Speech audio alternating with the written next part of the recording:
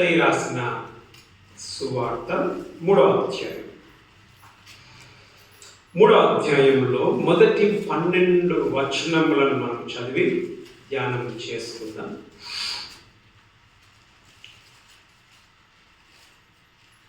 పదకొండవ వచనం చదవండి. మారు మనసు నిమిత్తము నేను నీళ్ళలో మీకు బాప్తిస్మం ఇచ్చుచున్నాను. అయితే నా వెనుక వచ్చువాడు నాకంటే శక్తివంతుడు. ఆయన చెప్పులు మోయుటకైనను ఓకే నేను పాత్రుడను కాను. ఓకే ఆయన పరిశుద్ధాత్మలోను అగ్నితోను మీకు బాప్తిస్మం ఇచ్చును. వాక్యాంశము బాప్తిస్మం. ఎందుకు వాక్యాంశం బాప్తిస్మంగా ఈరోజు మనం చూస్తున్నామంటే మనకి ఇక్కడ 3 బాప్తిస్మాలు కనిపిస్తున్నాయి. మనకు తెలిసింది ఏ బాప్తిస్మము? మనకు ఒకటే బాప్తిస్మం తెలుసు. ఏం బాప్తిస్మము? నీళ్ళ బాప్తిస్మం తెలుసు. కానీ ఇక్కడ మనకి ఎన్ని బాప్తిస్మం కనిపిస్తున్నాయి? 3 కనిపిస్తున్నాయి. యోహాను ఏమంటున్నాడు? నేను మీకు నీళ్లతో బాప్తిస్మం ఇస్తున్నాను. ఓకే, మారు మనసు నిమిత్తము నేను నీళ్లలో బాప్తిస్మం ఇస్తున్నాను. అయితే నా వెనక వచ్చువాడు ఎట్లా బాప్తిస్మం ఇస్తాడు మీకు? మొదట పరిశుద్ధాత్మలో మీకు బాప్తిస్మం ఇస్తాడు. రెండవది అగ్నిలో మీకు బాప్తిస్మము ఇస్తాడు. కాబట్టి వాక్యాంశము బాప్తిస్మము అనే దాని మీద మనము ధ్యానం చేసుకుందాం. మొదటి వచనం మనం చూస్తే, ఆ దినములలో బాప్తిస్మం ఇచ్చి యోహాను వచ్చి, ఆ దినములు ఏ దినములు? ఏ దినములు అని అంటే చివరి గ్రంథము పాత నిబంధనలో ఏంటిది?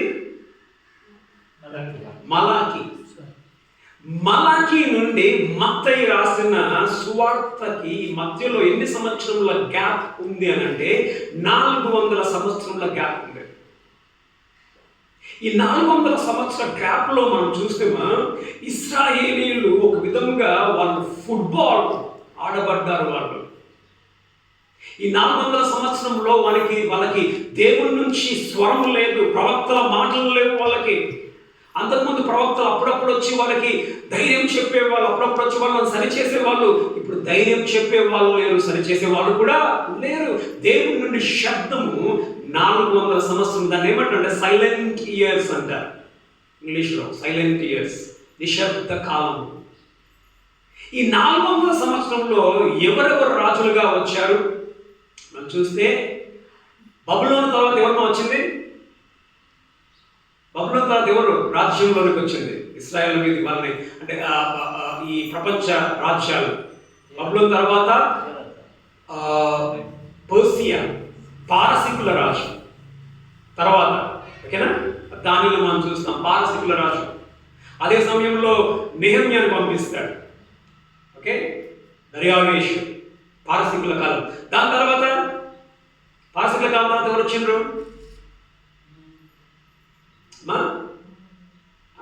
అలెగ్జాండర్ వచ్చాడు. అలెగ్జాండర్ రాజు తర్వాత ఎవరు వచ్చారు? అలెగ్జాండర్ గ్రీక్ రాజు. అలెగ్జాండర్ రాజు తర్వాత ఎవరు వచ్చారు? రోమా రాజ్యం. ఇన్ని రాజ్యముల గుండె ఈ రాజులు ఎవరు?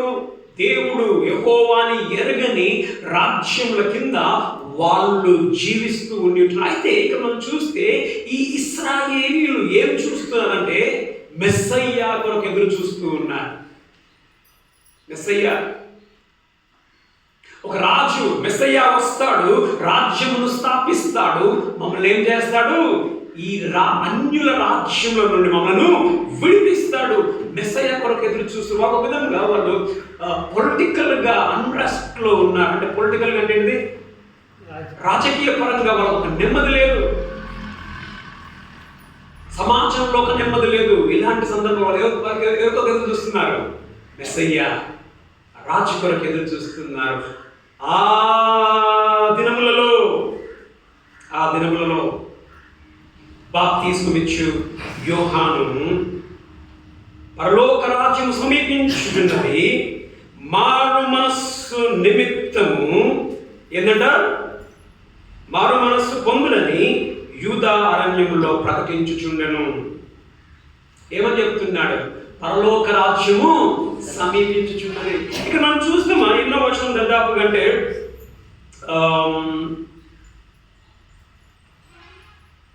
5-6 వచనములలో ఆ సమయంలో యెరూషలేము వారును యూదా వారందరూ యోర్దాను ప్రాంతముల వారందరూ అతని యొద్దకు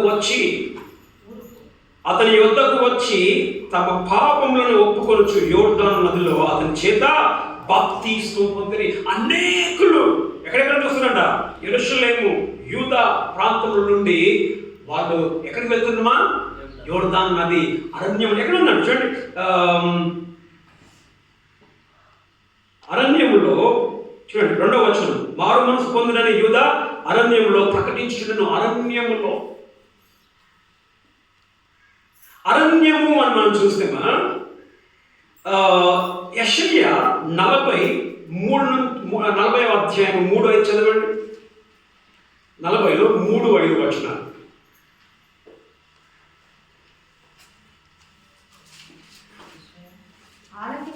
ఆలకించుడి. అడవిలో ఒకడు ప్రకటించుచున్నాడు. క్షమించండి, అడవిలోనా? అడవిలో ఒకడు ప్రకటించుచున్నాడు. ఎట్లనగా అరణ్యంలో యెహోవాకు మార్గము సిద్ధపరచుడి. ఎడారిలో మా దేవుని రాజమార్గము సరళము చేయుడి. ప్రతి లోయను ఎత్తు చేయవలెను. ఓకే.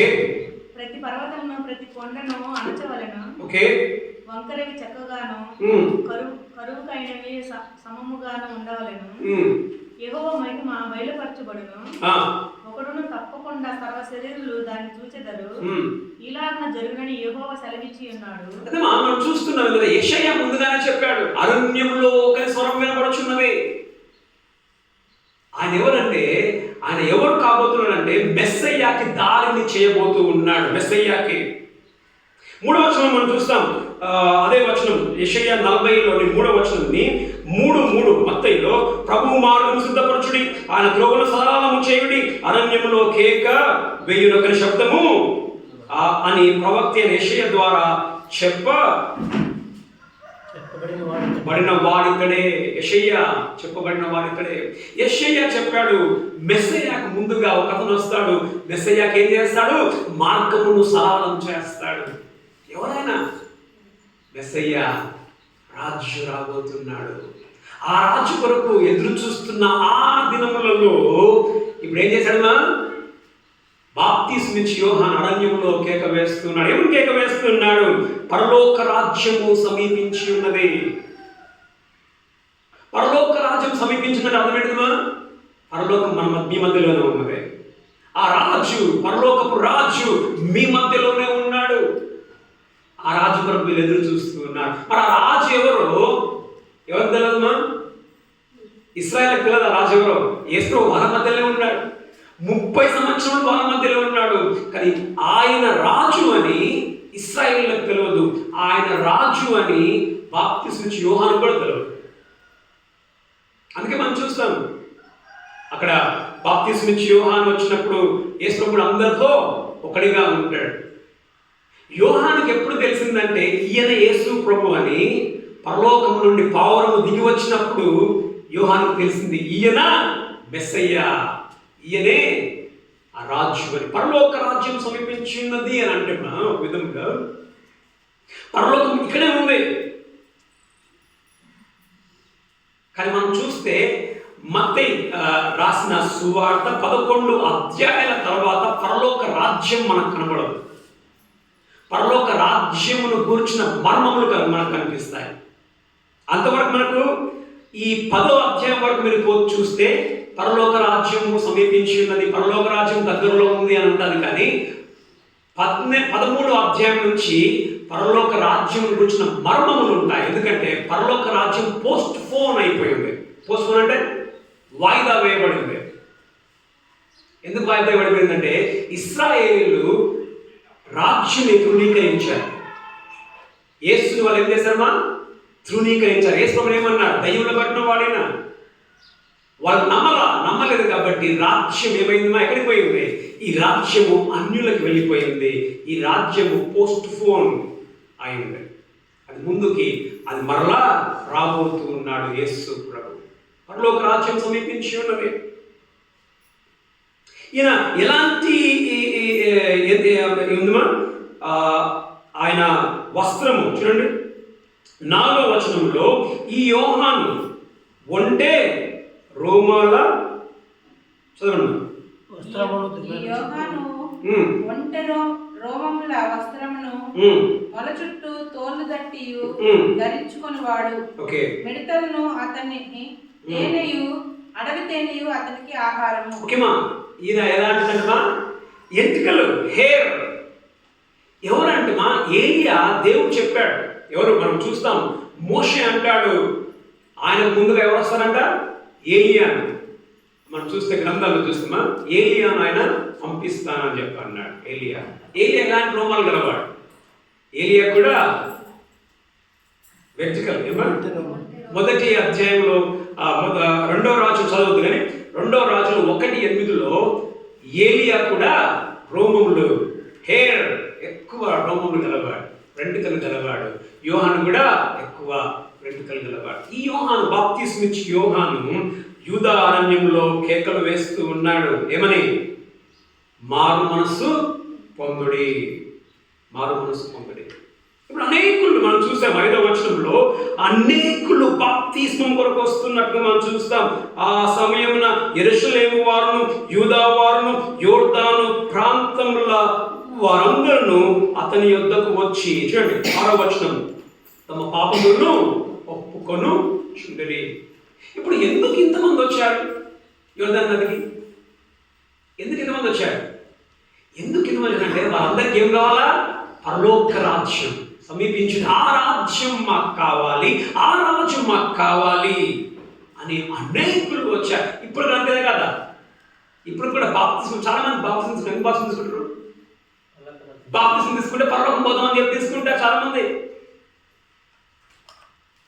ఇక్కడ కూడా అనేకులు బాప్తిస్మానికి వచ్చి ఉంటున్నారు. అయితే ఆయన చెప్పే వాక్యము, వర్తమానము ఏమిటి? యోహాను చెప్పే వర్తమానం ఏంటిదిమా? మొదటి వచనంలో ఏమంటున్నాడు? మారు మనస్సు, పరలోక రాజ్యం సమీపించున్నది, మారు మనస్సు పొందుడని ప్రకటించుచుండెను. కాబట్టి ఇప్పుడు నీవు ఆ రాజ్యములోనికి, ఏ రాజ్యంలోనికి? పరలోక రాజ్యములోనికి, ఆ రాజ్యంలోనికి నీవు వెళ్ళాలి అని అంటే నువ్వేం చేయాలి? ఏం చేయాలన్నా? ఏముంది ఇక్కడ? మారు మనస్సు పొందాలి. బాప్తిస్మానికి కావలసిన అర్హత ఏంటిదమ్మా? మారు మనస్సు. కానీ మనం చూస్తాం ఈరోజు చాలా మందికి మారు మనస్సు ఉండదు. మారు మనస్సు అంటే ఏంటిది? నీ బ్రతుకు మారాలి, నీ మనస్సు మారాలి. నువ్వు ఒకప్పుడు ఆ విధంగా వెళ్తూ ఉన్నావు, ఇది ఇప్పుడు ఇంకో విధంగా కొత్త బ్రతుకుని మనం కలిగాలి. మారు మనస్సు పొందుడి అని చెప్తూ ఉంటున్నారు. అక్కడ మనం చూసుకున్నాం బాప్తిస్మాలు ఎన్ని ఉన్నాయమా? 3 చూసుకున్నాం. మొదటి బాప్తిస్మము నీళ్ళ బాప్తిస్మము, 2వ బాప్తిస్మము పరిశుద్ధాత్మలో బాప్తిస్మము, 3వ బాప్తిస్మము అగ్ని బాప్తిస్మం. ఇంకొక బాప్తిస్మం కూడా ఉంది. ఆ బాప్తిస్మం కూడా మనం ఇందులో మనం చూసుకున్నాం. బాప్తిస్మం అంటే అర్థం ఏంటిదంటే గ్రీక్ భాషలో నీళ్ళలో ముంచడం అని అర్థం. అందుకే మనం చూస్తాం కదా, నదిలో మునుగుచుండిరి, నదిలో మునుగుచుండిరి. చాలా మంది చిలకరింపు బాప్తిస్మం ఇస్తారు, నీళ్ళు చదువుతారు. చిన్నపిల్లలకు బాప్తిస్మం ఇస్తారు. బైబిల్లో అలాంటివి లేవు. నీళ్ళలో మునగడం. అయితే మనం చూస్తున్నాం 6వ వచనంలో, వారు తమ పాపములని ఒప్పుకొనొచ్చు ఏం చేస్తున్నాడు? యోర్దాను నదిలో అతని చేత బాప్తిస్మము పొందుచుండిరి. ఇప్పుడు బాప్తిస్మానికి వీళ్ళు ఏం చేస్తూ ఉన్నారు? బాప్తిస్మానికి ముందరగా వీళ్ళు ఏం చేస్తున్నారు? 6వ వచనం ఏం చేస్తున్నారమ్మా? తమ పాపములను ఒప్పుకొనొచ్చు. బాప్తిస్మానికి నీకు కావాల్సింది ఏంటిదమ్మా? ఎందుకు బాప్తిస్మం తీసుకుంటున్నారు వీళ్ళు? వాళ్ళ పాపములను ఒప్పుకుంటున్నారు. అంటే ఏమని ఒప్పుకుంటున్నారు? మేము పాపులము, మేము పాపము చేశాము అని వాళ్ళు ఒప్పుకుంటున్నారు. బట్ బాప్తిస్మానికి కావలసినది ఏంటిదంటే నీవు పాపివని నువ్వు ఒప్పుకోవాలి. నీకు మారు మనస్సు నీవు కలిగి ఉండాలి మొదటిదిగా. మరి ఇక్కడ చాలా మంది బాప్తిస్మం తీసుకుని ఉన్నారు. మారు మనస్సు నీకుందా? మనం మారామా? పాపములు ఒప్పుకున్నామా? తీసుకోవాలనుకుంటున్నవాడు మీకు మారు మనస్సు మీకుందా? మీ మనస్సు బ్రతుకు మారిందా? పాపాలు మీరు ఒప్పుకున్నారు? అది మనం గమనిస్తామా? ఈ బాప్తిస్మము అనేది యూదులకు పెద్ద కొత్త కాదు. ఎందుకంటే మనము మీతో చదువుకోండి కానీ లేవియాకాండము 14లో మనం చూస్తాం, లేవియాకాండం 15లో చూస్తాం, సంఖ్యాకాండము 19లో మనం చూస్తాం. వాళ్ళకి ఈ కడుక్కోవడం అనేది బాప్తిస్మం లాగా శుద్ధీకరించుకోవడం. ఏమా ఇప్పుడు పక్షవాతం వచ్చిన వాళ్ళు, లెప్రసీ ఏమంటారు? కుష్ఠరోగం వచ్చిన వాళ్ళు మనం చూస్తాం, వాళ్ళు నీళ్ళలో వాళ్ళు శుద్ధీకరించుకోవాలంట. రక్తస్రావం గలవారు కూడా ఏం చేయాలని చెప్తుంది బైబిల్? నీళ్ళలో వాళ్ళు తమను తాము శుద్ధి చేసుకోవాలి. అంటే శుద్ధి. సో ఈ బాప్తిస్మం అనేది యూదులకేమి శుద్ధీకరణ అనేది కొత్త ఏమి కాదు. వాళ్ళకి అంతకుముందు ఉన్నదే. బయటికి పోయి వస్తే వాళ్ళు ఏం చేస్తారు? కాలు చేతులు కలుపుకుంటారు. శుద్ధీకరణ. సో ఇక్కడ వాళ్ళు ఏం చేస్తున్నారమ్మా? నీళ్ళల్లో వారు వాళ్ళ పాపములను ఒప్పుకొనొచ్చు, వాళ్ళు బాప్తిస్మం పొందుకుంటూ ఉన్నట్టుగా మనం చూస్తాం. తర్వాత ఈ బాప్తిస్మానికి ఇంకేమి కావాలి? 7వ వచనం చదవండి. అతడు పరిసయ్యులలోను సద్దుకయ్యులలోను అనేకులు బాప్తిస్మము పొందవచ్చుట చూచి సర్ప సంతానమా, రాబో ఉగ్రతను తప్పించుకొనుటకు మీకు బుద్ధి చెప్పిన వాడెవడు? బుద్ధి చెప్పిన వాడెవడు? ఎక్కడికి వస్తున్నారు వీళ్ళు? బాప్తిస్మానికి వస్తున్నారు. ఏమనుకున్నారు? బాప్తిస్మం తీసుకుంటే మేము ఎక్కడికి పోతాము? ఆ రాజ్యంలోకి వెళ్ళిపోతాం. యోహాను అంటే మీకు బుద్ధి చెప్పిన వాడెవడు? చదవండి. చెప్పిన వాడెవడు? మారు మనస్సుకు తగిన ఫలము ఫలించుడి. మొదట నీకు కావాల్సింది ఏంటండి? మారు మనస్సు కావాలి. రెండోది నీకేం కావాలి? పాపముల్ని ఒప్పుకోవాలి. మూడవది ఫలములు అనేది బ్రతుకు మారాలి. మారాడు, మారు మనసు పొందారు, పాపములు ఒప్పుకున్నావు, ఫలములు కావాలి. ఏం కావాలంట? మారు మనసుకు తగిన ఫలములు. నువ్వు మారిన మరణానికి గుర్తులు ఉండాలి. ఇప్పుడు మనమందరం ఇక్కడ కూర్చున్నాం, నీకు గుర్తులు ఉన్నాయా నువ్వు మారినామని? కొందరు చూస్తే ఇట్టే చెప్పేయచ్చు, వీడు మారలేదురా అని చెప్పేసి. బాప్తిస్మం తీసుకుంటారు, చర్చికే సత్కారాడు. అది ఫలమా? ఫలం అంటే ఏంటమ్మా? కనబడతాయి, చూస్తే చెప్పేయచ్చు, వీళ్ళు మారినోడు రా అని చెప్పేసి. 10వ వచనం, మారు మనసుకు తగిన ఫలములు మనం చూస్తాం. 10వ వచనంలో మంచి ఫలములను ఫలించండి అని అంటాడు. మంచి ఫలములు. మరి మంచి ఫలములు ఏంటిది? చదవండి. మత్తయి రాసిన సువార్త 7:16-20. మంచి ఫలములు ఏమిటి? వారి ఫలముల వలన మీరు వారిని తెలుసుకుంటారు. గమనించండి, బైబిల్ ఏమంటుంది?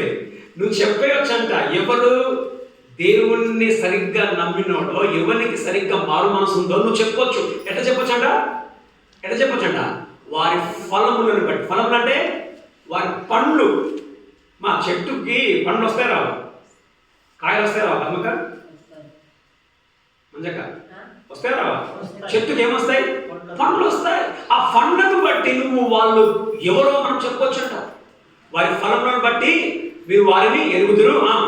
ముండ్ల పొదలలో ద్రాక్ష పండ్లనైనను పల్లేరు చెట్లను అంజూరపు పండ్లనైనను కోయుదురా. అలాగనే ప్రతి మంచి చెట్టు మంచి ఫలములు ఫలించును. పనికి మారిన చెట్టు కాని ఫలములు ఫలించును. మంచి చెట్టు అనే చాలా మంచి చెట్టు కాని ఫలింపనేరదు. పనికిమాలిన చెట్టు మంచి ఫలములు ఫలింపనేరదు. ఓకే. మంచి ఫలములు ఫలింపని ప్రతి చెట్టు నరకబడి అగ్నిలో వేయబడును. కాబట్టి మీరు వారి ఫలములను వలన వారిని తెలుసుకొందురు. ఓకే, చాలండి. వారి పనులను బట్టి వారు నిజంగా వారికి మారు మనసు ఉందో లేదో, వాళ్ళు నిజంగా యేసు మీద నమ్మకం ఉంచారో లేదో మనకి అర్థమవుతుంది. మా బాప్తిస్మం తీసుకున్నంత మాత్రాన పెద్ద ఏమి ఒరిగిపోదు. తీసుకోండి మాట కొందరు వచ్చేస్తారు, సార్ నేను తీసుకుంటా, అంకుల్ నేను తీసుకుంటా. నువ్వు బాప్తిస్మము తీసుకుంటున్నావు, బాగానే ఉంది, కానీ నీకు మారు మనస్సు ఉందా? నీ బ్రతుకు మారిందా? నీ పాపాన్ని వదులుకున్నావా? నీలో మంచి పనులు కనిపిస్తున్నాయా? అంతకుముందు ఏంటిది? ఇప్పుడు చూసిన కోపమే. నీ కోపం మారిందా? అంతకుముందు బూతులు, నువ్వు మంచి మాటలు మాట్లాడుతున్నావు. అంతకుముందు పగళ్ళు, ఇప్పుడు నువ్వు పగలు లేకుండా ఉన్నావా? ప్రేమిస్తూ ఉన్నావా? అంతకుముందు నెలకొకసారి చర్చ, ఇప్పుడు దినం చర్చకు వస్తున్నావా? బాధ అనిపిస్తుంది కొందరు చూస్తే. బాప్తిస్మం తీసుకుంటారు కానీ నెలలు చర్చకు రాకుండా ఉంటారు. అది ఫలం అన్నది, అది మంచి ఫలం కాదది. నీకు ఫలం లేదు. నీకు ఫలం లేదని అంటే ఆ బాప్తిస్మము పనికిరాని బాప్తిస్మము. ఏం కావాలమ్మా? మొదట నీవు బాప్తిస్మము తీసుకుంటున్నప్పుడు యోహాను చెప్పాడు, ఆ బాప్తిస్మానికి ఏమేమి కావాలా? మారు మనస్సు కావాలి. ఆ మారు మనస్సు వాళ్ళు ఏం చేస్తున్నారు? మేము పాపులము అని ఒప్పుకుంటున్నారు. తర్వాత ఏమంటున్నాడు యోహాను? మారు మనసు తగిన ఫలములు ఉండాలి, మంచి ఫలములు మనము కలిగి ఉండాలి. మరి మంచి ఫలములు ఉన్నాయా? మొదటిదిగా అయితే ఈ బాప్తిస్మం ఎవరి బాప్తిస్మం అంటే ఇది యోహాను బాప్తిస్మం అంటారు.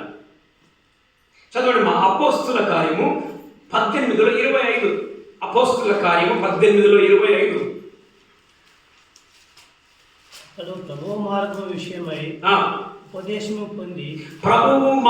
విషయమై ఉపదేశము పొంది తన ఆత్మయందు తీవ్రపడి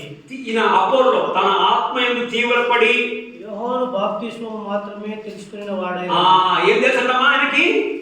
యోహాను బాప్తిస్మం మాత్రమే తెలుసు. ఇంకొక బాప్తిస్మం ఉన్నది. ఏ బాప్తిస్మం అంటే? యేసు బాప్తిస్మం. దాన్ని మనం చూద్దాం. యేసు బాప్తిస్మం. ఏ బాప్తిస్మం తీసుకున్నట? యోహాను బాప్తిస్మం మాత్రమే. ఇది ఎక్కడ? అపోస్తుల కార్యంలో. పరిశుద్ధాత్మ దేవుడు దిగి వచ్చిన తర్వాత ఆయనకు యోహాను బాప్తిస్మం మాత్రమే తెలుసు. చదవండి మా అపోస్తుల కార్యం 19:3-4. అప్పుడు అతడు, అలాగైతే మీరు దేనిని బట్టి బాప్తిసం పొందుతారని అడగగా, ఇప్పుడు పౌలు అడుగుతూ ఉన్నాడు.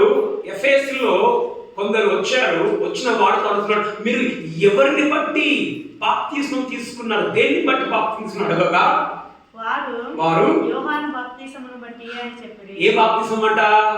యోహాను బాప్తిస్మం బట్టి. 4 చదవండి.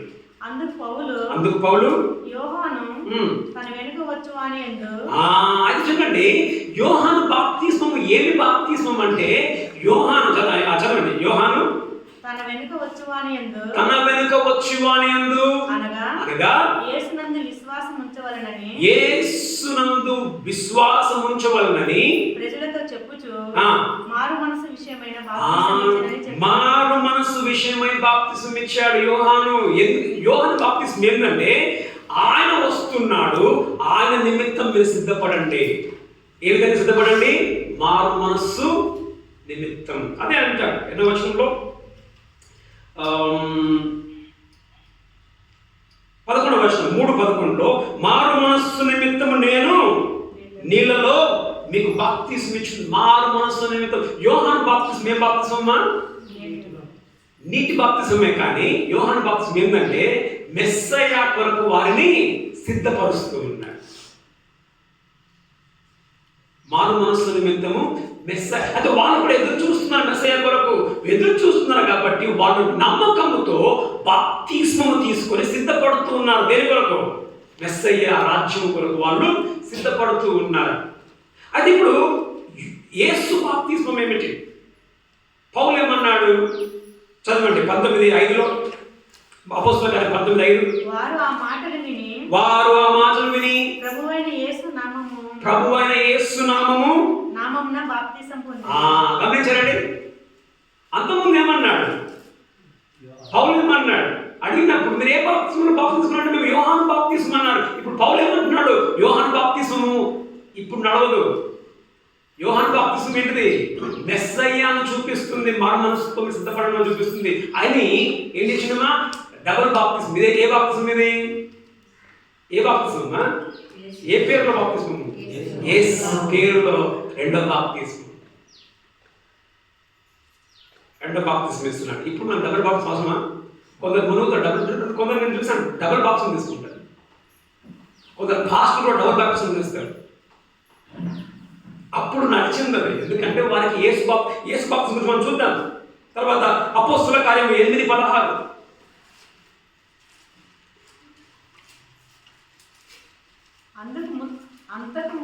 అంతకుముందు వారిలో ఎవరి మీదను ఆయన దిగి ఉండలేదు.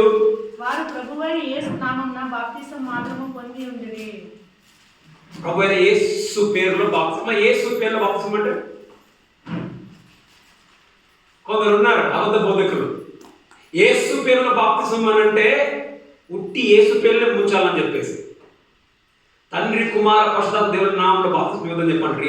వీటిని పట్టుకొని ఇప్పుడు మనం బాప్తిసం ఏం చేస్తాం? మనము తండ్రి యొక్కయు కుమారుని యొక్కయు పరిశుద్ధాత్మ దేవుని యొక్క నామంలో మీకు బాప్తిసం ఇచ్చున్నాము. అబద్ధ బోధకులు ఏమంటారంటే తండ్రి కుమార పరిశుద్ధాత్మ తప్పు, ఇక్కడ యేసు నామం ఉంది కాబట్టి యేసు పేరుని బాప్తిసం ఇవ్వాలి. కానీ వాస్తవంగా మనం చూస్తే ఎక్కడ తీసే పనిలేదు. కానీ మత్తయిలో చివరి అధ్యాయంలో ఆయన ఏం చేస్తాడు? నా నామములో మీరు బాప్తిస్మము ఇవ్వండి. నామము, అధికారము తండ్రి కుమార పరిశుద్ధాత్మ నామములో బాప్తిస్మం ఇవ్వండి. అయితే యోహాను బాప్తిస్మం మనం చూసుకున్నాము. ఇప్పుడు యేసు బాప్తిస్మం. యేసు బాప్తిస్మం ఏంటి చెప్పండి? యేసు బాప్తిస్మం ఏంటి?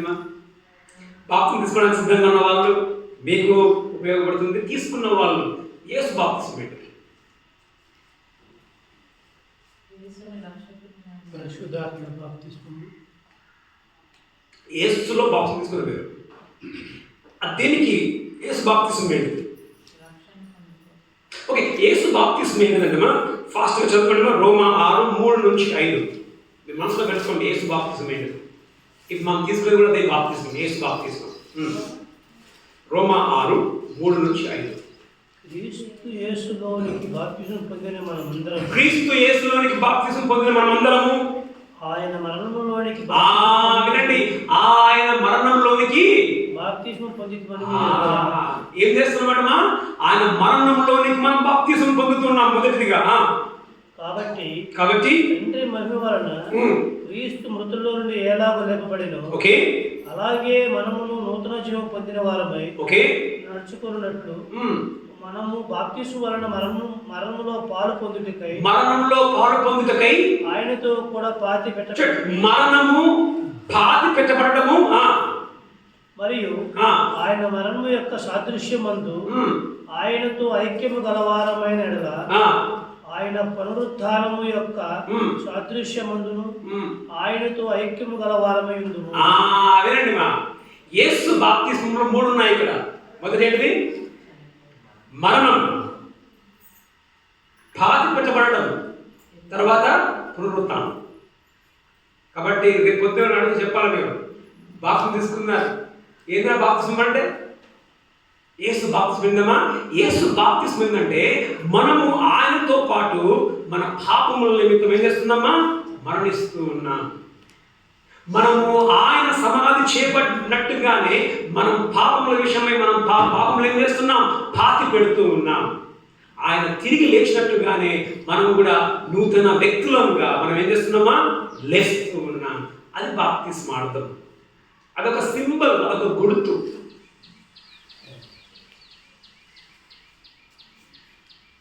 ఇప్పుడు ఒక మాట, బాప్తిస్మము మన పాపములను కడుగుతుందా? బాప్తిస్మం మన పాపములను కడగదు. ఎందుకంటే మనం చూస్తాం హెబ్రీ 9:14 చదవడం ఫాస్ట్గా, తర్వాత ఎవరైనా 1 యోహాను 1:7 చివరి భాగం చదవండి. హెబ్రీ 9:14. నిత్యుడు ఆత్మ ద్వారా తన్ను తాను దేవునికి నిర్దోషినిగా అర్పించుకున్న క్రీస్తు యొక్క రక్తము నిర్జీవ క్రియను విడిచి జీవముల దేవుని సేవించుటకు మీ మనస్సాక్షిని ఎంతో ఎక్కువగా శుద్ధి చేయండి. ఏం శుద్ధీకరించేది? మనల్ని నీళ్లు కాదు మనం శుద్ధీకరించేది, మనల్ని శుద్ధీకరించేది యేసు రక్తం. 1 యోహాను 1:7 చివరి భాగం చదవండి. అయితే ఆయన వెలుగులో ఉన్న ప్రకారము మనము వెలుగులో నడిచిన ఎడల మనము అన్యోన్య సహవాసము గలవారమైందు. అప్పుడు ఆయన కుమారుడైన యేసు రక్తము ప్రతి పాపము నుండి మనను పవిత్రులుగా చేయి. నీళ్లు కాదు మనల్ని శుద్ధీకరించేది, ఏంటిమా? యేసు రక్తం. మరి ఎందుకు బాప్తిసం తీసుకుంటున్నాము? ఎందుకు బాప్తిసం తీసుకుంటున్నాము? ఎందుకు మనం బాప్తిసం తీసుకుంటున్నాం అంటే, నీ లోపల జరిగిన కార్యం ఉంది కదా. ఏ కార్యం? నీ లోపల పాప క్షమాపణ మారు మనసు కార్యం జరిగింది కదా. లోపల జరిగిన కార్యమును నువ్వు పబ్లిక్గా కన్ఫెస్ చేస్తున్నావు, పబ్లిక్గా ఒప్పుకుంటున్నావు. అర్థమైందండి? బాప్తిస్మం ద్వారా నువ్వు ఏం చేస్తున్నావు అంటే లోపల జరిగిన రక్షణ కార్యమును నువ్వు పబ్లిక్గా అందరికీ చూపిస్తూ ఒప్పుకుంటూ ఉన్నావు. అది ఇప్పుడు ఒక మాట. లోపల నీకు కార్యం జరిగిందా? ఏ కార్యము? రక్షణ కార్యం జరిగిందా లేదా? ఎంతమంది జరిగిందా లోపల కార్యం? రక్షణ కార్యం. రక్షణ కార్యం జరిగినప్పుడు మీరు ఏం చేయాలా? బాప్తిస్మము ద్వారా ఆయనను ఒప్పుకోవాలి. ఆయన కొరకు నువ్వు మరణిస్తున్నావు, పాపము నిమిత్తము పాతి పెట్టబడుతున్నావు, తిరిగి లేస్తున్నావని మనము ఒప్పుకోవాలి. మరి ఒప్పుకున్నారు ఇక్కడ కూర్చున్న వాళ్ళు? ఒప్పుకున్న వాళ్ళు ఏం చేయాలి? ఒప్పుకోవాలా? ఏ విధంగా ఒప్పుకోవాలా? బాప్తిస్మము ద్వారా ఒప్పుకోవాలి. ఇక్కడ మొదటి మనం చూస్తున్నాం. ఏ బాప్తిస్మము? యోహాను బాప్తిస్మము. ఆ యోహాను బాప్తిస్మం మనకు లేదు. మనకి ఏ బాప్తిస్మం ఉంది? యేసు బాప్తిస్మము మనం చూసుకున్నాం. అదే ఇక్కడ పాత నిబంధనలోని ఎవరమ్మా? యోహాను బాప్తిస్మం ఇచ్చిన వాళ్ళకు కూడా మరలా బాప్తిస్మం ఇచ్చాడు పౌలు. ఎందుకు? ఆ బాప్తిస్మం మీకు నడవదు. ఇప్పుడు మీరు పొందవలసిన బాప్తిస్మం ఎక్కడ? యేసు నామములో మీరు బాప్తిస్మమును మీరు పొందుకోవాలి. ఇప్పుడు మూడవదిగా పరిశుద్ధాత్మని బాప్తిస్మం. చాలా మందికి కళ్ళు మబ్బులు పడుతున్నాయి. వాక్యం ఆ విధంగా ఉందేమో, ఏదైనా సరేనా? ఇక్కడ ఏమన్నాడు ఇంకో మాట 11వ వచనంలో, మారు మనసు నిమిత్తము నేను నీళ్ళలో బాప్తిస్మం ఇచ్చున్నాను, నా వెనక వచ్చువాడు అగ్నితో పరిశుద్ధాత్మతో మీకు బాప్తిస్మం ఇచ్చును. మరి పరిశుద్ధాత్మ బాప్తిస్మం ఏంటి? పరిశుద్ధాత్మ బాప్తిస్మము ఏమిటి? చెప్పండి. పరిశుద్ధాత్మ దేవుడిని బాప్తిస్మం అంటే ఏంటంటే, పరిశుద్ధాత్మ దేవుడు మీలో ఉంటాడు. అందుకే అంటే ఆత్మ పూర్ణులుగా ఉండండి. పూర్ణులు, ఫిల్డ్. పూర్ణులు అంటే ఏంటిది? మునిగిపోవాలి. బాప్తిస్మం అంటేనా నువ్వు మునిగిపోవాలి. దేన్ని మునిగిపోవాలి? ఆత్మలో మీరు మునిగిపోవాలి. బాప్తిస్మము ఎవరిస్తారు? ఈ బాప్తిస్మం నేను నీళ్ళను బాప్తిస్మం ఇస్తున్నాను, నా వెనుక వచ్చేవాడు మీకు ఎక్కడ బాప్తిస్మం ఇస్తాడు? ఆత్మలో. ఆత్మతో మిమ్మల్ని బాప్తిస్మం ఇస్తాడు. తీసపడలేదు కానీ యోహాను సువార్త 14:17 అంటాడు, ఆయన మీ యందు మీలో నివసిస్తాడు. ఎవరు? ఆదరణకర్త. పరిశుద్ధాత్మ దేవుడు మీలో మీ యందు నివసిస్తాడు. రోమా 8:9 అంటాడు, ఆత్మ లేని వాడు నావాడు కాదు.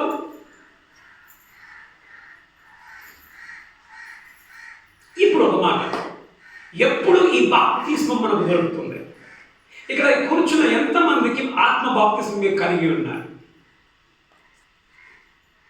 నాకు లేదు అన్న వాళ్ళు చేయొద్దండి. అది బాగుంటుంది. నాకు ఆత్మ బాప్తిస్మం లేదన్న వాళ్ళు చేయొద్దండి. అందరికి ఉందా? నా మాట అర్థమైందా? ఆత్మ బాప్తిస్మం మాకు లేదు అన్న వాళ్ళు చేయొద్దండి. మీ అందరికి ఉందా? ప్రేమకు ఉందా ఆత్మ బాప్తిస్మం మీకు? Very good. చంద్రన్న ఉందా? చెప్పండి అమ్మా, ఇట్లా చూస్తారంతా కొడతారా ఒక దిశ అట్లే చూస్తారు కనుగుడ్ల పేపి. చంద్రనా ఉందా? ఆత్మహత్య ఉందా నీకు? అయ్యో, శైల ఉందా నీకు ఆత్మహత్య? నీకుందా? ప్రకాశం నీకుందా? మిమ్మల్ని ఉన్నాడు, మీరే చెప్పండి సార్. లత నీకన్నా ఉందమ్మా? లత ఉందంట. ఒక ఆన్సర్ వచ్చింది. సరే, ఆమె చెప్పిన ఆన్సర్ కూడా ఇంకో చెప్పండి అమ్మా, ఆ ఊపితోటి. జయంతి నీకుందారా ఆత్మహత్యం? Very good, very good. అంటే ఎందుకు మంచిది మనకు తెలుసు, ఎందుకంటే మనకు తెలియదు, నేను తెలుసుకుంటున్నాం. ఈ తరంలో చాలా జాగ్రత్తగా ఉండాలి. ఎందుకంటే చాలామంది వాక్యం తెలియని వాళ్ళు ఏమంటారంటే ఆత్మను మీరు పొందుకోవాలి, ప్రార్థన చేయండి, ఆత్మ మీలో పొందుకోవాలి, ఆత్మదేవుడు మీకు దిగి వస్తాడు, ఆత్మదేవుడు దిగి వచ్చి మీరు భాషలు మాట్లాడతారు, ఆత్మదేవుడు దిగి వచ్చి మీరు ఏదో ఏదో ఆత్మదేవుడు దిగి వచ్చి పెట్టేస్తారు, ఊరిపోతారు. కొన్ని చేసిన మీరు కానీ యూట్యూబ్ వేసుకున్నాను, మీకు ఆస్తి మీరు తర్వాత మీరు చూస్తానే మీకు లింక్ పంపిస్తుంది. తర్వాత అయ్యమ్మా పాటలు పాడుతూ ఉంటారు చర్చిలో, దడ దడ దడ కొడతాడు, ఊగిపోతాడు, కిందికి మీదకి ఊగిపోతూ ఉంటాడు, బట్టలు కిందికి మీదకి అయిపోతాయి, అరుస్తూ ఉంటాడు, లాలా చంద్ర బంపర్ కీపర్ ఏమంటాడు, వస్తాయి కదా, ఎప్పుడు వస్తాయి భాష వస్తాయి కదా, అదేనా భాషలో మాట్లాడుతూ ఉంటా. నేను అఫ్కోర్స్ దాని గురించి మనం నేర్చుకున్నాం ఇప్పుడే. మన దొడ్డదన పెళ్లి చర్చిలో ఈ ఈ పరిశుద్ధాత్మ దేవుడు దిగుచ్చిన కొన్ని సంఘాలు ఉంటాయి. చర్చికి బాగానే వస్తారు, స్టార్ట్ చేయగానే సాలింగా మ్యూజిక్ పోతూ ఉంటాడు, గాలిలాగా పోతూ ఉంటుంది, కాంగో కొడతా ఉంటాడు, దడ దడ దడ దడ కాంగో డ్రమ్స్ కొడతా ఉంటాడు. డ్రమ్స్ ఎట్లా కొడుతుంటారు అట్లానే ఊడిపోతూ ఉంటాడు, పిచ్చి పిచ్చి ఊడిపోతాడు. కారణం ఏంటిది? ఆత్మదేవుడు దిగొచ్చాడు. నేను చెప్పాను ఒకసారి మీ దగ్గర, ఎక్కడ దొడ్డగానే పెళ్లి చర్చలు ఇట్లనే బెంగళూరులో ఎవరో వస్తే వాక్యం చెప్పడం చెప్పాను. నేను తెలియక వాక్యం చెప్పానంటే పాపం నిల్చున్నాడు, వాక్యం ఏం వాక్యం, ఇదే వాక్యము. నిల్చున్నాడు, నిల్చొని మీరు భాషల్లో మాట్లాడాలా, మీరు అతిశయాలు ఇచ్చేయాలని చెప్పని నేను కూర్చొని ఉన్నా. ఆయన మాట్లాడుతూ ఉన్నాడు, మనం అందరూ ఆయన చూస్తారు, నన్ను చూస్తారు, ఆయన చూస్తారు, నన్ను చూస్తారు. కారణం ఏంటి? అంకుల్ మాకు ఎప్పుడు చెప్పలేదు ఈ వాక్యము, నన్ను చూస్తున్నారు, అటు చూస్తున్నారు. తర్వాత ఈయనకేం అర్థమైంది, ఓహో ఇది తేడా కొడుతుంది వీళ్ళు ఆలోచన చూస్తుంటే, వీళ్ళంతా ఉత్సాహంగా లేదురా అని చెప్పేసి చల్ పిల్లలు ఏం తీసుకురావాలని ఇప్పుడు ఆత్మను తీసుకొస్తా అని చెప్పేసి వాళ్ళ గుంపుడు ముందు రమ్మన్నాడు. గుంపుడు ముందుకు రమ్మని చెప్పేసి పాట స్టార్ట్ చేసాడు. ఆ పాటలను వాళ్ళు దింపుతారు దయ్యాన్ని. పాట పాడుతా ఉంటాడు, నాకు తెలియదు బాబు నేను చేసిన కాంగ కొడతాను, కాంగ కొడతా ఉంటుంటే దొరికిందిరా ఊపు వచ్చిందని చెప్పేసి నేను కూడా నాకు అర్థమైపోయింది, ఓహో ఇలా పోతుంటే కాంగ బంద్ చేసిన. కాంగ బంద్ చేసరికి వాళ్ళు ఏమైపోయారు, వాళ్ళకి ఊపు లేదు, కింద ఊపు లేదు, ఏం లేదు, ఖర్చుకి అయిపోయింది. వీళ్ళకి బంద్ చేసి ఎక్కడమ్మా, ఒకవేళ నేను కాంగని గట్టే కొట్టుంటే ఏం చేసేది, ఇంకా వాళ్ళు రెచ్చిపోయి అని చెప్పేసి పడిపోయేటోళ్ళు. కానీ ఎక్కడొచ్చింది ప్రాబ్లం, ఎక్కడొచ్చిందమ్మా, మ్యూజిక్ లేదు అక్కడ. ఆత్మదేవుడు మనం చూస్తూ ఉన్నాం. ఆత్మదేవుడు ఎక్కడ దిగొచ్చు తెలుసా? అపోస్తుల కార్యము 2వ అధ్యాయం 3-4 వచనాలు మీరు చూస్తే, పెంతెకోస్తు దినాన 120 మంది యెరూషలేములో ఉండి ప్రార్థన చేస్తున్నప్పుడు ఏమైందమ్మా, అగ్ని లాంటి నాలుకలు గల ఆత్మ వారిని దిగొచ్చాడు. ఆత్మదేవుడు దిగొచ్చాడు, అగ్నిలాగా నాలుకల్లాగా దిగి వచ్చాడు. అది ఫస్ట్ టైం పరిశుద్ధాత్మ దేవుడు దిగొచ్చింది. యేసు ఏమన్నాడు, ఆయన మీలో ఉంటాడు. ఎందుమా మీతో మీలో ఉంటాడు.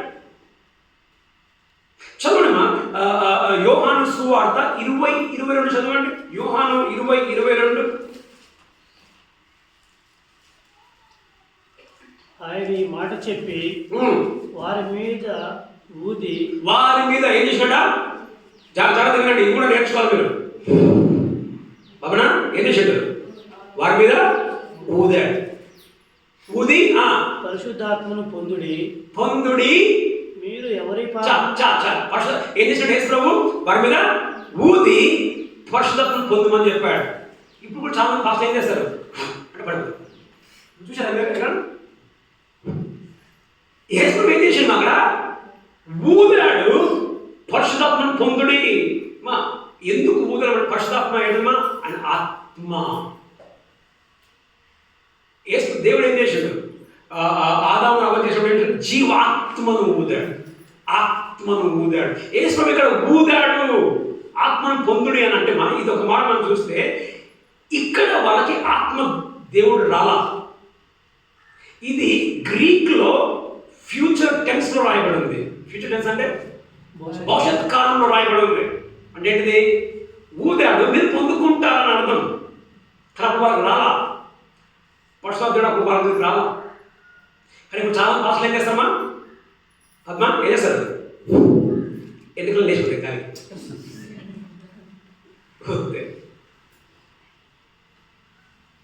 ఊది.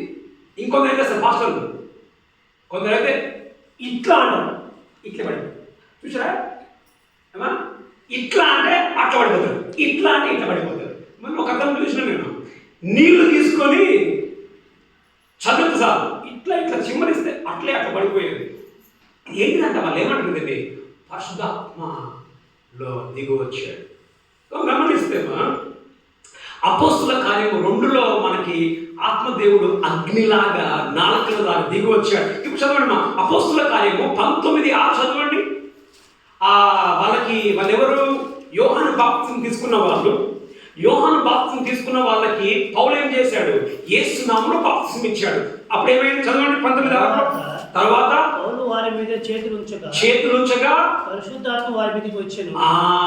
గమనించండి, పరిశుద్ధాత్మ దేవుడు వాళ్ళ మీదకి వచ్చాడు. ఎప్పుడు వచ్చాడంట? బాప్తిస్మము తర్వాత. వాళ్ళు నమ్మారు, బాప్తిస్మం పొందుకున్నారు, ఆత్మదేవుడు దిగి వచ్చాడు. మరి ఇప్పుడు మనకి ఆత్మదేవుడు ఎప్పుడు దిగి వస్తాడు? ఇది మన క్వశ్చన్. ఎప్పుడు తెలుసామా? ఎప్పుడైతే నీవు యేసు ప్రభుని సొంత రక్షకునిగా నమ్ముతావో. వినండి, ఎప్పుడుమా ఆత్మదేవుడు వచ్చింది నీ లోపలికి? ఎప్పుడు వచ్చేది? నువ్వు ఎప్పుడైతే అప్పా నువ్వు నా దేవుడు, నేను మారుతున్నా, నీ బ్రతుకును మార్చుకుని దేవుడుగా నువ్వు ఒప్పుకుంటావో అప్పుడే ఆత్మదేవుడు నీ లోపలికి దిగి వస్తాడు. ఇప్పుడు ఒక మాట, బాప్తిస్మం ఉందా? పరిశుద్ధాత్మ దేవుడు ఉందా? Very good. ఫస్ట్ పరిశుద్ధాత్మ దేవుడు, తర్వాత కానీ యోహాను దగ్గర బాప్తిస్మం ముందు ఆత్మ దేవుడు. అక్కడ మనం చూసాం. యేసు ప్రభు విషయంలో కూడా ఎప్పుడుమా యేసు ప్రభు విషయంలో కూడా ఆయన చచ్చిపోయి లేచి పరలోకం పోయిన తర్వాతనే ఆయన ఏమన్నాడు? యెరూషలేములో మీరు ఉండండి, కాచుకొని ఉండండి, నేను ఆదరణకర్తను పంపిస్తాను. ఆయన పోయినాకనే పంపించాడు. చదవండి మా యోహాను 2:41. యోహాను 2:41 చదవండి. క్షమించండి, అపోస్తుల కార్యము 2:41. క్షమించండి, అపోస్తుల కార్యం 2:41. కాబట్టి అతని వాక్యం అంగీకరించిన వారు. చూడండి మా జాగ్రత్త వినండి. అంగీకరించిన వాళ్ళు అంటే ఏంటిది? నమ్మిన వాళ్ళు. నమ్మారంటే ఏంటిది? మారు మనస్సు పొందారు, పాపం ఒప్పుకున్నారు. ఓకేమా? మొదట బాప్తిస్మం పొందిరి. ఏమైందమ్మా? బాప్తిస్మం ఎప్పుడు వచ్చింది? బాప్తిస్మం ముందు రాలా, నమ్మకం ముందు, తర్వాత ఏంటమ్మా? మనమా బాప్తిస్మం. ఫస్ట్ ఏంటమ్మా? నమ్మకం, తర్వాత బాప్తిస్మం. తర్వాత మనం చూస్తాం బాప్తిస్మం పొంది నమ్మిని బాప్తిస్మం పొందిని ఆత్మదేవుడు అప్పుడే మన మీదకి దిగి వస్తాడు. అయితే బాప్తిస్మం మనం తర్వాత మనం తీసుకుంటాం. బాప్తిస్మం ఏంటిది? మనం లోపల జరిగిన ఏంటిది? మార్పుని నువ్వు బహిరంగంగా చెప్తూ ఉన్నావు పబ్లిక్గా. నేను యేసుతో పాటు నేను మరణించి పాతి పెట్టబడి తిరిగి లేస్తూ ఉన్నాను. ఇప్పుడు ఒక మాట, నీకు మారు మనస్సు ఉందా? నీకు మారు మనస్సు ఉంటే నీ లోపల ఏమన్నా ఎవరున్నారమ్మా? పరిశుద్ధాత్మ దేవుడు నీలో ఉన్నాడు. మరి పరిశుద్ధాత్మ దేవుడు నీలో నువ్వు ఉంటే ఏం చేస్తావు? నువ్వు ఏం చేస్తావమ్మా జోష్న? ఏం చేస్తావు? పరిశుద్ధాత్మ దేవుడు నీలో ఉంటే ఏం చేస్తావు? బాప్తిస్మము తీసుకుంటా. మరి ఇప్పుడు నువ్వు పరిశుద్ధాత్మ బాప్తిస్మం నీకుంది, మరి నీకు పరిశుద్ధాత్మ బాప్తిస్మం నీకుంటే ఇంకా నీళ్ళ బాప్తిస్మం మనకి ఎందుకు ఇబ్బంది? మా అర్థమైందా? పరిశుద్ధాత్మ బాప్తిస్మం నీకుంది, నీకున్నాక మళ్ళీ నీళ్ళ బాప్తిస్మం మనకి ఎందుకు? తొందర చాలా మంది ఏం చేస్తారు? నేను తీసుకొని ఇప్పుడు బాప్తిస్మం అంటే నీకు ఉంది కదా బాప్తిస్మం, పరిశుద్ధాత్మ లేదు బాప్తిస్మం నీకు ఉంది. ఉన్నంత మరి నీళ్ళ బాప్తిస్మం నీకు ఎందుకు నువ్వు అడ్డేస్తూ ఉన్నావు?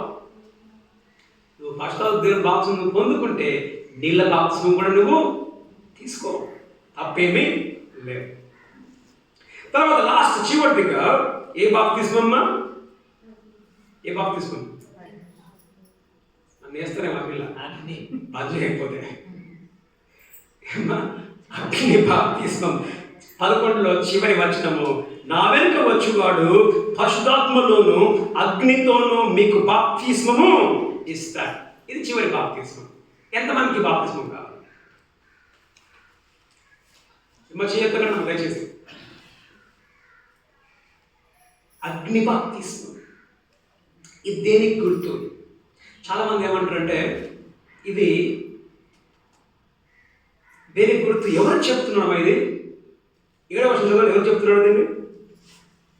అతడు పరిసయ్యులలోను సద్దుకయ్యులలోను అనేకులు బాప్తిస్మం పొందుట వచ్చుట చూచి సర్ప సంతానమా ఎవరితో మాట్లాడుతున్నా? పరిసయ్యులు సద్దకయ్యులతో మాట్లాడుతున్నా. ఇంకో మాట మీరు నేర్చుకోవాలి. ఏంటంటే పరిసయ్యులు సద్దకయ్యులు శాస్త్రులు మనకు పాత నిబంధనలో కనిపిస్తారా? పాత నిబంధనలో పరిసయ్యులు సద్దకయ్యులు శాస్త్రులు కనబడరు. తర్వాత సమాజ మందిరము కూడా మనకు కనబడదు. ఈ 4 ఎక్కడ వచ్చినా తెలుసా?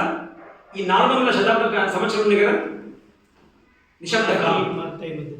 ఈ నిశ్శబ్ద కాలము 400 సంవత్సరంలో పుట్టుకొచ్చింది ఎవరు? వీళ్ళంతా శాస్త్రులు, సద్దకయ్యులు, పరిసయ్యులు. ఈ పరిసయ్యులు ఎవరంటే ఈ 400 సంవత్సర కాలంలో అన్య రాజులు వాళ్ళని ఇబ్బంది పెడుతూ మీరు పూజలు చేయాలి, మా దేవుళ్ళకు బలు ఇవ్వాలి, అట్లా ఇట్లా అని తొందర పెడుతున్నప్పుడు కొన్ని సందర్భాలలో ఇశ్రాయేలీయులు వాటికి తల ఉంచినప్పుడు కొంత గుంపు వాళ్ళు ఏం చేశారంటే మేము సపరేట్, ఏంటిది మేము సపరేట్, మేము దాంట్లో కలవం అని పోరాటం చేసిన వాళ్ళు పరిసయ్యులు. మేము సపరేట్, వాళ్ళని సపరేటిస్ట్స్ అంటారు. మేము శుద్ధం అందరికన్నా. కానీ వీళ్ళ శుద్ధం ఎట్లా అంటే బైబిల్ అంటది, వాళ్ళు ఎలా అంటారమ్మా? వాళ్ళు సున్నము కొట్టిన సమాధులు. వాళ్ళకి ఏంటంటే బయట శుద్ధము మాట్లాడతారు, బయట శుద్ధమును వాళ్ళు చేస్తారు, లోపల వాళ్ళు శుద్ధిగా ఉంటారు. బయటికి పోయి వస్తే కాళ్ళు కడుక్కుంటారు, తర్వాత అన్ని బయట అంతా క్లీన్, లోపల మాత్రం క్లీన్ ఉండదు. వాళ్ళు శాస్త్రులు. సద్దకయ్యులు ఎవరంటే వాళ్ళు కేవలం మోషే రాసిన ధర్మశాస్త్రం మాత్రమే తీసుకుంటారు, కానీ మిగతా గ్రంథము దేవుని గ్రంథముగా వాళ్ళు తీసుకోరు సద్దకయ్యులు. ఈ సద్దకయ్యులను చూసి యేసు ఏమంటున్నాడు? ఇక్కడ ఏమంటున్నాడు? యోహాను ఏమంటున్నాడు? సర్ప సంతానమా. వీళ్ళతో మాట్లాడుతున్నాడు. సర్ప సంతానమా. సర్ప సంతానం అంటే ఎవరు?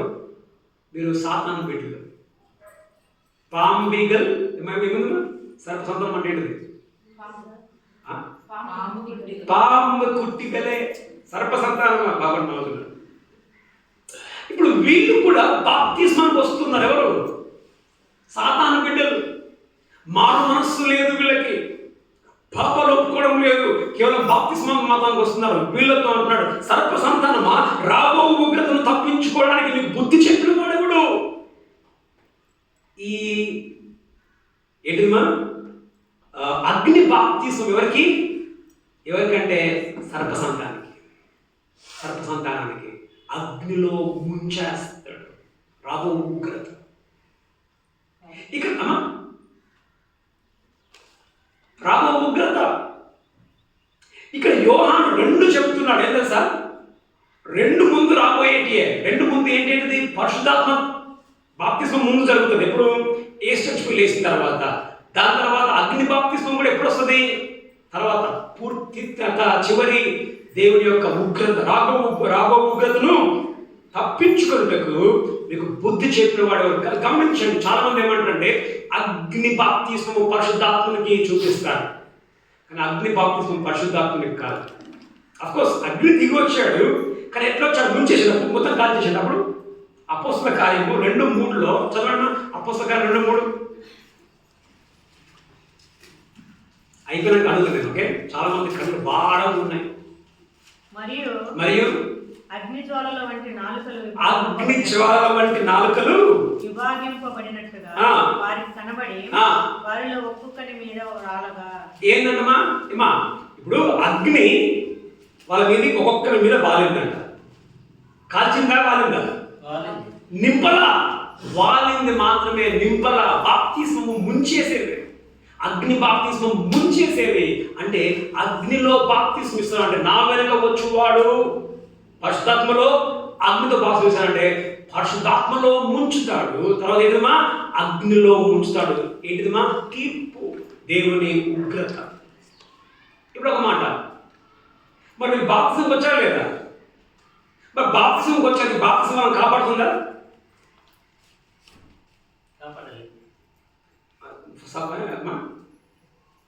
బాప్తిస్మం మనని, బాప్తిస్మం నిన్ను కాపాడదు. నీకు మారు మనసు లేకపోతే, నీకు పాప క్షమాపణ నీకు లేకపోతే, నీ బ్రతుకు మారకపోతే, నీకు మంచి ఫలములు లేకపోతే బాప్తిస్మము నిన్ను కాపాడదు. ఏమంటున్నాడు? రాబో ఉగ్రతను తప్పించుకున్నకు మీకు బుద్ధి చెప్పిన వాడెవడు? నీళ్ళ బాప్తిస్మము నిన్ను కాపాడదు. అనుకోవచ్చు, నీళ్ళలో మునిగిపోతే అయిపోయింది. నీళ్ళ బాప్తిస్మం నిన్ను కాపాడదు. రాబో ఉగ్రతను నిన్ను తప్పించదు. 7వ వచనంలో ఏముందమ్మా? రాబో ఉగ్రత మనం తప్పించుకోము. తర్వాత 8వ వచనమ్మా 10, ఇప్పుడే గొడ్డలి చెట్ల వేరున అంచున ఉన్నది కనుక మంచి ఫలములు ఫలించిన ప్రతి చెట్టు నరకబడి అగ్నిలో వేయబడును. పనికిరాని చెట్టు అగ్నిలో, నరకములో వేయబడును. తర్వాత 8వ వచనమ్మా 12 చివరి వచనం, అగ్నితో మిమ్మల్ని 12 లాస్ట్లో, ఆయన చేతిలో ఉన్నది, ఆయన తన కళ్ళమును బాగా శుభ్రము చేసి గోధుమలను కొట్టులో పోసి ఆరని అగ్నితో పొట్టును కాల్చివేయును. అగ్ని ఆరదు, పురుగు చావదు. ఏంటిది మాది? ఏంటిది మా ఫస్ట్ నీకే నరకంలో కూర్చుంటాను ఇక్కడ.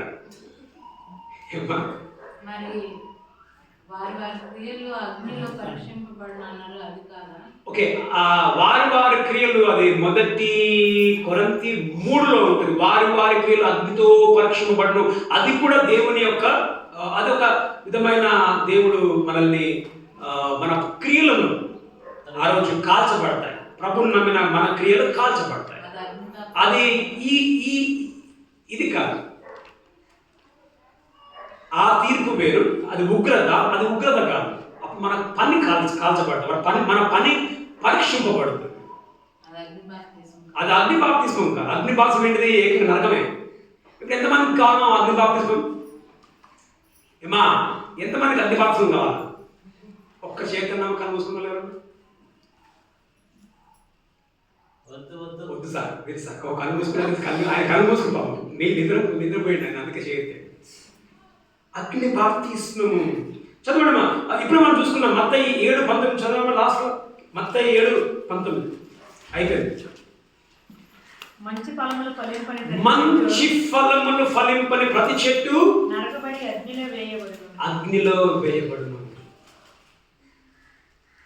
నేను మీకు నీళ్ళలో బాప్తిస్మం ఇచ్చుచున్నాను, నా వెనుక వచ్చువాడు పరిశుద్ధాత్మలోను అగ్నిలో నీకు బాప్తిస్మం ఇస్తాడు. మరి ఇక్కడ నీకు ఏ బాప్తిస్మం నువ్వు పొందుకున్నావు? చెప్పొచ్చు, నాకు నీటి బాప్తిస్మం ఉంది, కానీ నీటి బాప్తిస్మం ఉంది కానీ పరిశుద్ధాత్మ బాప్తిస్మం లేదు నీకు.